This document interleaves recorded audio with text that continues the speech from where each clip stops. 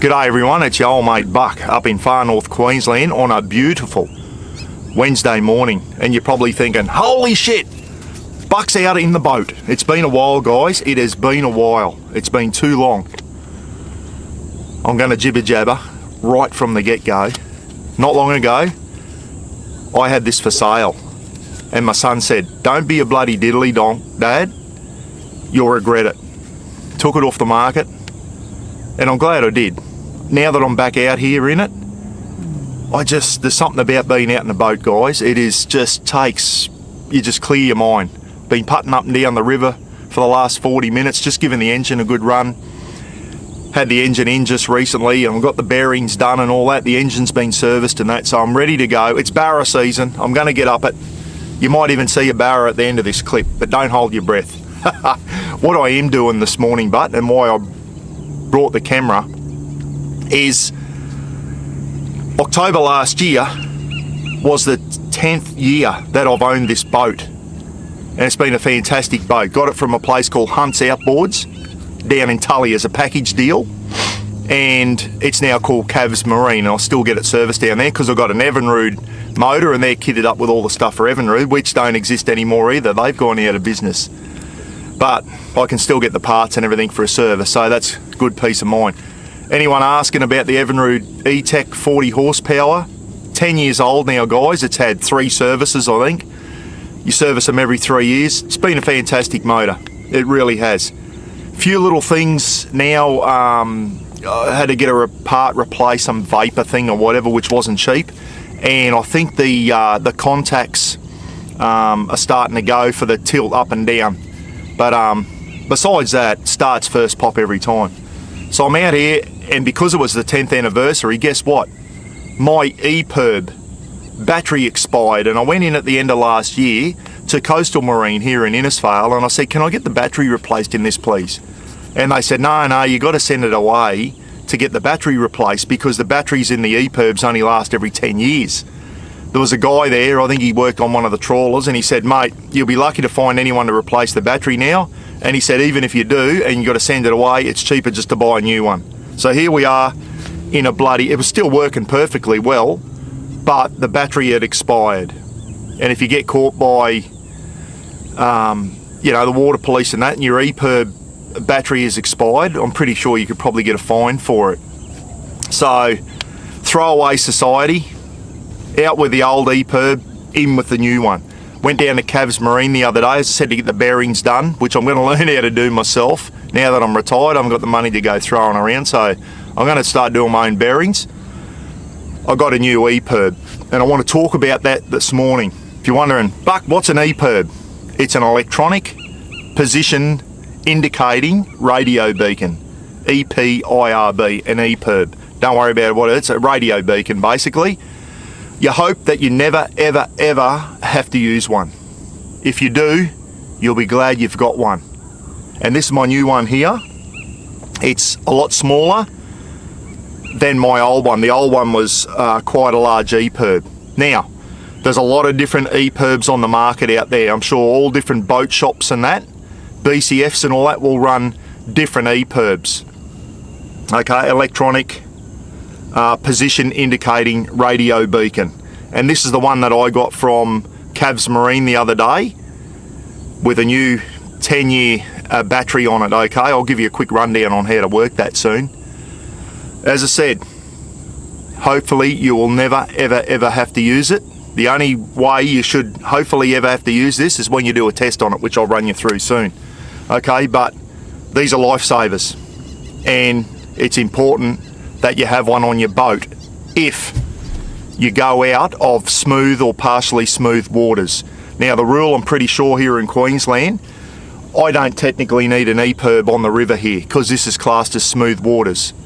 And partially smooth waters up to 2 nautical miles offshore, just check your maps, okay, because it could change. But if you go more than 2 nautical miles offshore into open waters, anything outside the mapping, anything other than partially smooth or smooth, you are required by law to run an EPIRB. And if you don't, and you do go offshore and you don't have an EPIRB, one, you're breaking the law, and two, you're mad. You're risking your lives. Okay, these things have saved people's lives. The idea of them is if you do get into grave danger, don't just set it off because your engine breaks down. When you start thinking, my life's at risk here, I've exhausted all things, that's when you hit the panic switch on this thing. And what it does is it sends a signal when you set it off. I'll show you how to do it soon. Sends a signal off to some satellites up in the sky, and they're an international conglomeration of satellites. So it'll lock onto those satellites, and what that happens then is the signal, somehow the satellites will pick it up. That's an Australian beacon, and it will go down to the Joint Rescue Communication Centre, the JRCC in Canberra, okay, which is where the Australian Maritime Safety Authority, I'm pretty sure it is, run the control centre down there. So what happens is, locks onto the satellites, signal goes Australian beacon down to Canberra. Now, this is where, if you do have an EPIRB, guys, it is absolutely vital and a requirement that you register your beacon. And I'm going to put it all up at the end of this clip. Jeez, it's hot, eh? I knew I should have done this earlier. You got to register your beacon. And how do you do that? Beacons.AMSA, Australian Maritime Safety Authority. Beacons.AMSA.Gov.au. Beacons.AMSA.Gov.au. I'll put it all at the back there, okay? And I've actually written down a phone number here, which I've got there. I'll run you through there soon. So you get onto the internet when you get your beacon, and it's pretty easy. If I can do it, anyone can do it. You register your beacon, and on there it says who owns the beacon, what the beacon is attached to, and I've got my boat details attached to the beacon. I've got all my contact details, my phone, email, all that type of stuff. I've got emergency contacts in there. I've got Roz, I've got the Gidgee Gorilla and that, Ken, my brother, as emergency contacts. So what happens is if the control centre down there in Canberra do get a signal from this thing, they don't just send out the helicopters straight away to search for you. What they will do is, because this is registered with an ID number and everything, they'll bring it up on their big computer screen. Okay, and it'll go, right, it's registered to Paul Rogers, Mr. Buckaroony, Paul Rogers being my real name, and what they'll do is go, his beacon has been set off. What they'll do is they'll try and ring me, and then if they don't get me, they'll try and get my emergency contacts. This is where it's important that you let people know where you're going, how long you're going to be out in your boat, all that type of stuff, okay? Always let someone know where you're going. Roz knows I'm out on the river at the moment, and I've got no intentions of going outside this morning. I just wanted to give the engine a run and do this clip. So Roz knows I'm out. So if I got into trouble now and I had to set this beacon off, not that I would in a river, I'd be, if this boat started going down now, I tell you what, I reckon I'd beat Ian Thorpe to the shore, because there's some big snapping logs in this river, guys. So they'll try and get onto us, okay? The JRCC, Joint Rescue Communication Centre, they'll do everything they can to try and contact the owner of the EPIRB or an emergency contact. It is quite possible that you accidentally set this off. And if you do, the first thing you do is you turn it off, okay? If you accidentally, or one of your kids accidentally sets it off, you're having a fish, and next thing your kid's got your EPIRB and activated it, what you do is, the first thing you do is turn your EPIRB off. They will get the signal. They'll get the signal up in the satellites down to the JRCC in Canberra, and I'm going to put this, I'm going to tell you the number now, but I'm going to put it on the edge of the screen. I didn't have this in my phone, it is now. I put it in there last night. The Joint Rescue Communication Centre Canberra, 1-800-641-792. I'm going to put that up on the screen, okay? Put that in your phone. So if you do accidentally set your EPIRB off, okay, you can do that. If you've got mobile phone signal, you could probably even ring, if you are in deep shit, set your EPIRB off, and if you can still use your mobile phone, maybe you can ring that number and say, hey, I've just set my EPIRB off and it's fair income, this is where I am, okay? So that'll be up on the thing. on the screen at the end. Fish just jumped out there, and I've got me little bloody soft plastic there. I'm going to have a flick soon. She's barra season. Alright, so if you do accidentally set it off, turn it off immediately, and then if you can, ring the JRCC on that number and let them know it was an accidental set off, okay? It happens all the time, and they'll always respond, okay? They will always treat every beacon set off as an emergency, and they'll have procedures down there, and all going well, hopefully, they'll get in touch with someone and they'll go, no, okay, it was an accidental one. Brings me on to the next thing. Don't ever just throw your beacon away in the rubbish. Apparently, I don't know how many they said, I was watching a film clip, a lot of their things, they launch a rescue, they go through their procedures, and guess where they track it down to? The rubbish dump. Okay, so when you get rid of your old beacon, guys, don't bloody throw it out. What I do with my old one, that the battery had expired on it, I went into my registration on Beacons.AMSA.Gov.au, and on the old one it came up battery expired, okay? And then I re-registered my new beacon and linked that beacon to all my details. Tide's starting to go out now. We're past high tide. You can see it starting to whiz out now. I took it to Battery World up in Cairns. Last time I was in Cairns, I dropped my old beacon, my big one, up to Battery World, and what they do is they take the battery and everything out of them so that they can't be activated, okay, and that makes them dead. What they do with the beacon after that, I don't know. So if you've got a local Battery World, apparently you can also take it to your local airsea rescue or whatever and hand them in there. All right, don't keep them around the house as a toy for the kids to play with.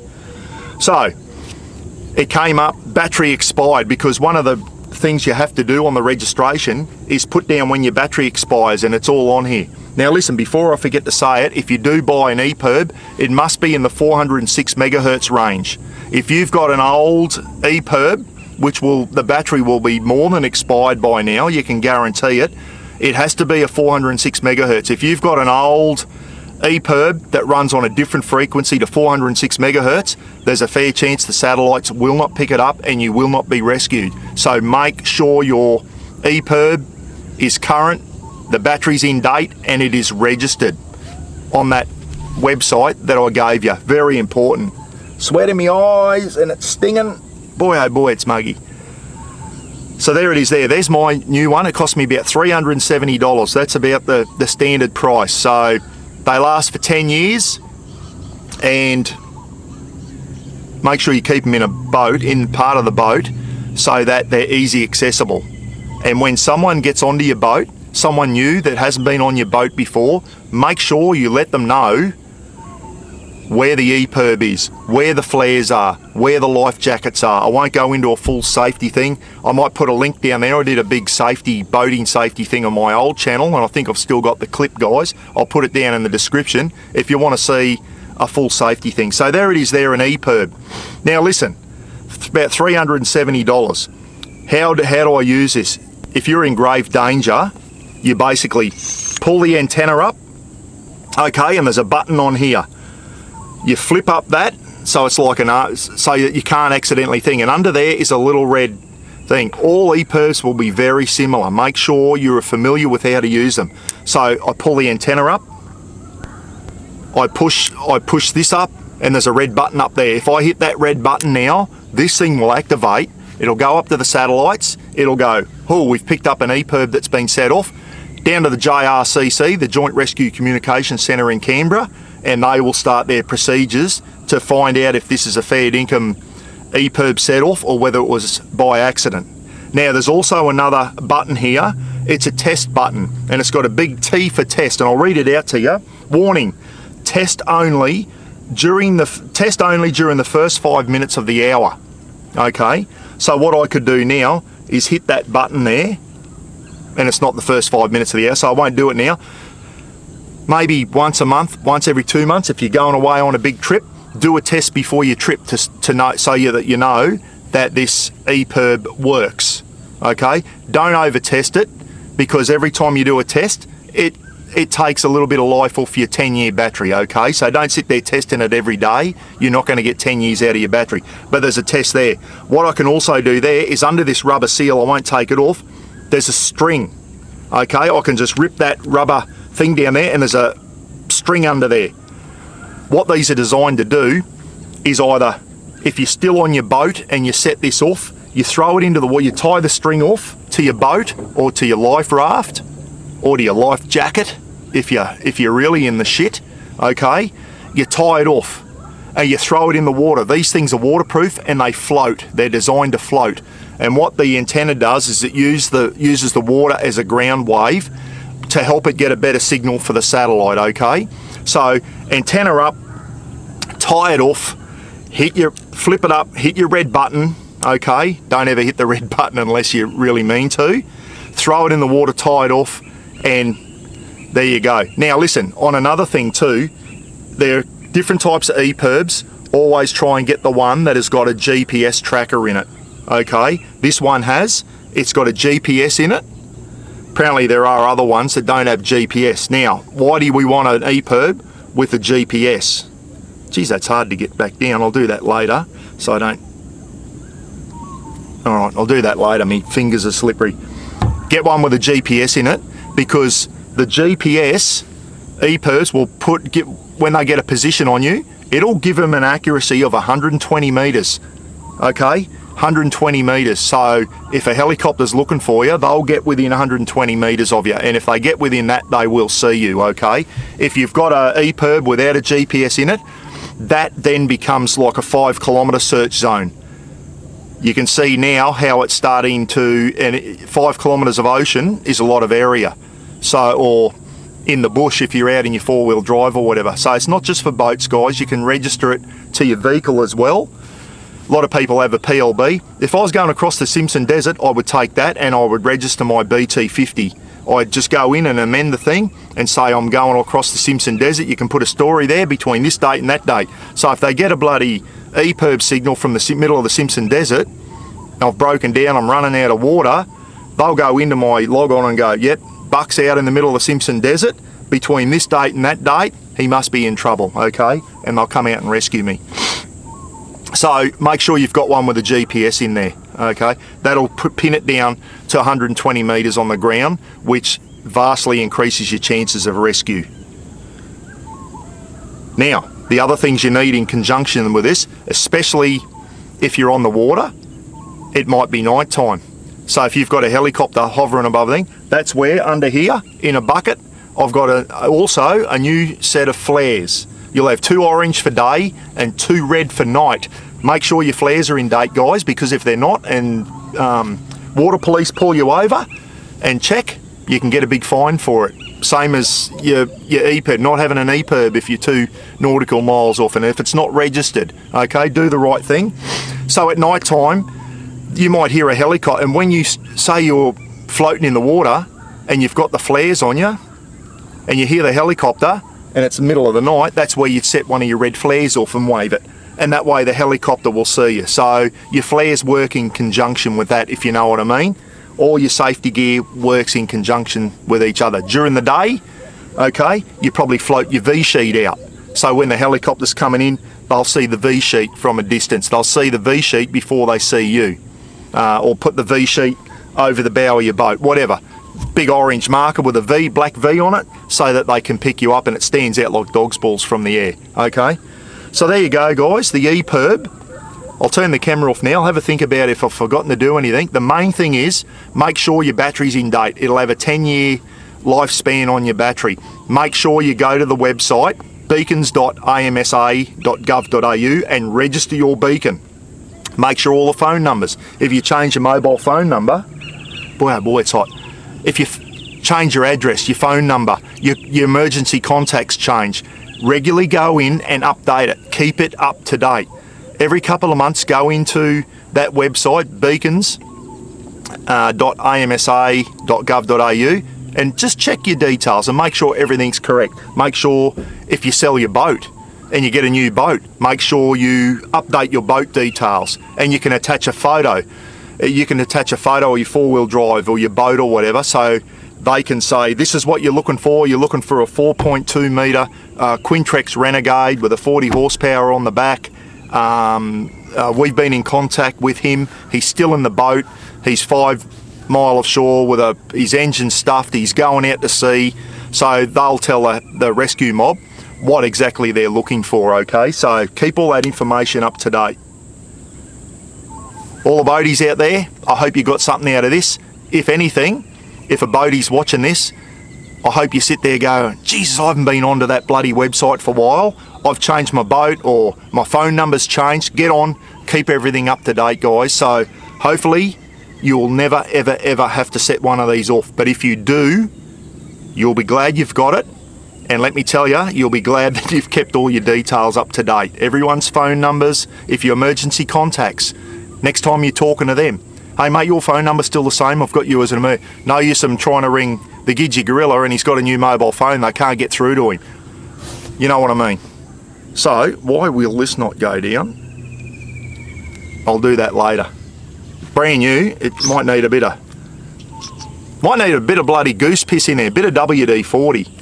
That's what I'll do. Might hit it with a bit of WD-40. Oh, it's going down. I'll just get a rag or slippery fingers. I'll turn the camera off, I'll come back, and we'll have a think just to make sure that I have not forgotten anything. I did write some notes down here, everyone. Excuse me if I have a quick read of them. I've got here, make sure it's a 406 megahertz EPIRB. Make sure it's got a GPS on it. They're the best ones because it'll put it down to 120 metre search zone as opposed to a 5 metre search zone.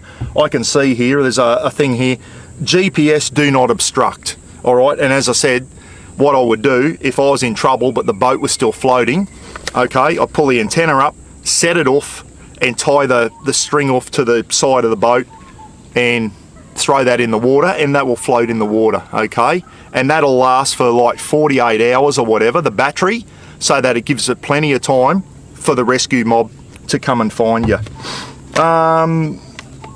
Battery lasts 10 years. Joint Rescue Communication Centre in Canberra via the satellites. I'll put the number, put them in your mobile phone, guys, just in case you accidentally set it off. You can ring them up and go, hey, I've just accidentally set it off, and dispose of them correctly. Usually a battery world's a good place to take them. Most big towns have got a battery world there, or take them to your local air sea rescue. Or Coast Guard is another one, depends what you've got in your local town there. Rightio, I'll turn the camera off. I might have a quick drink of cold water. We'll come back and wrap up, eh?